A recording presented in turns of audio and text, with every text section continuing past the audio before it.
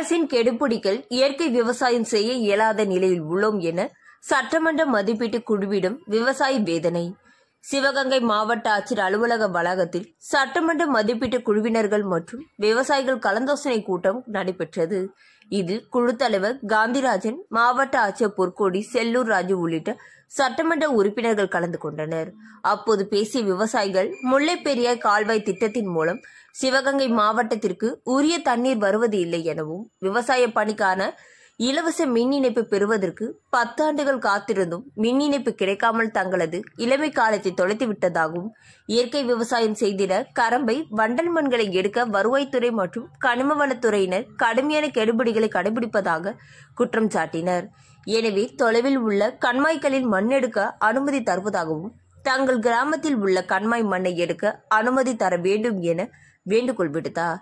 விவசாயிகளின் கோரிக்கையை கேட்டுக்கொண்ட குழு தலைவர் காந்திராஜன் அரசுக்கு இது குறித்து பரிந்துரை செய்வதாக தெரிவித்தார்.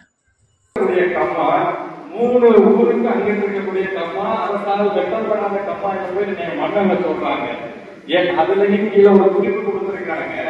நீங்க அங்க அள்ளப்போது அந்த கிராமத்தால் எதிர்ப்பு தெரிவித்தால் அள்ளக்கூடாது. அதற்கு இடப்பட்ட கிராமத்தில் உள்ளவங்க எதிர்ப்பு தெரிவித்தாலும் அள்ளக்கூடாது. அப்ப என் வீட்டு வாசல்ல இருக்கிற சாட்சி வேலையை தடுக்க போடுறதை நான் விட்டுட்டு 3வது ஊர்ல போய் அள்ளப்போது அதை தடுத்தால் எடுக்கக்கூடாது. அதை மீறி வந்தால் 2வது ஊருக்கார் தடுத்தால் அள்ள முடியாது.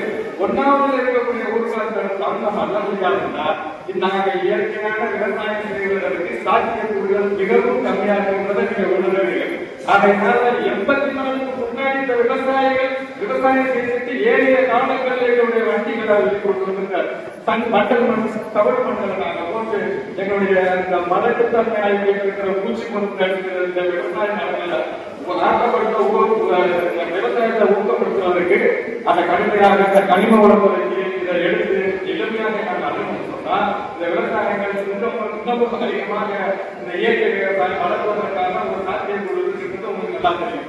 அதனால கண்டிப்பாக அதற்கு ஒரு வழிமுறை கருத்து நிச்சயமாக அது நாங்கள் விசாரிக்கிறோம். நீங்களும் எழுத்து மூலமாக நீங்க சொன்ன அந்த உங்களுடைய ஊர் பேரு அந்த இதை மட்டும் சொன்ன போதும்.